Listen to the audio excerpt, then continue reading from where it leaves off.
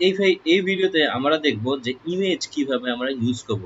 নেক্সট.জেএস আমরা যদি এখানে ইমেজ লিখে সার্চ দেই, জাস্ট ইমেজ লিখে যদি সার্চ দেই, তাহলে হচ্ছে আমরা দেখতে পারবো যে ইমেজ ইউজ করারও কিন্তু একটা সুন্দর ওয়ে তারা বলে দিয়েছে, যে এক্স্যাক্টলি এই ওয়েতে। কারণ আমাদের কিন্তু সবসময় ইমেজের ক্ষেত্রে উইথ আর হাইট এই দুইটা বলে দিতে হবে।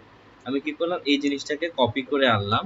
আর আমি হচ্ছে এটা যে কোনো জায়গায় ইউজ করতে পারি। আমি চাইলে মেইন বডিতেও ইউজ করতে পারি, অথবা আমি আপাতত বুকে ইউজ করে দিই, তাই না?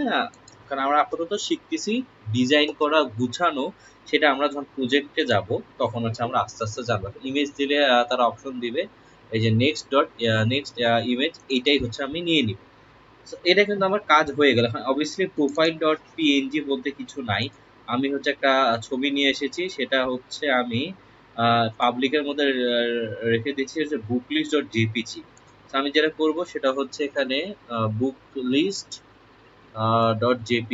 .jpg এইভাবে আমি দিলাম। এখন যদি আমি আমার সাইটে চলে যাই, তাহলে হচ্ছে এখানে গেলাম, আমার কোথায় ছিল, বুকে ছিল, আমি হচ্ছে বুকে গেলাম। সো এখানে হচ্ছে বুক অ্যান্ড বুকটা কই, এখানে হচ্ছে বুক। সো এই যে আমার কিন্তু বুকে এই সুন্দর মতো ছবিটা চলে আসতেছে, তাই না? দেখতে পাচ্ছেন। আমি যদি আবার হোমে যাই, তাহলে হোম, আমি যদি বুকে যাই, তাহলে কিন্তু আমি বুকে এই ছবিটা দেখতে পাচ্ছি। খুবই খুবই সহজ।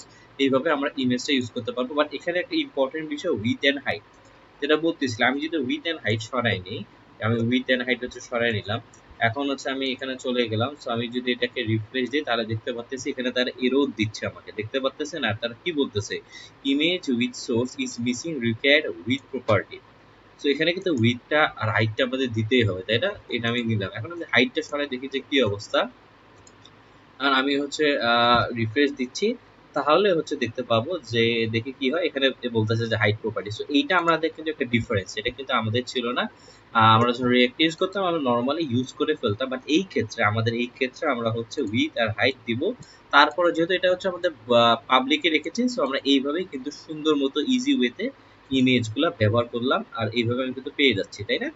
এই পার্টটা আমি পেয়ে যাচ্ছি। এখন আপনাদের অনেক কোনো প্রশ্ন থাকতে পারে, আমি তো হেডার প্রথমে ইউজ করলাম, এটা কেন পরে আসতেছে?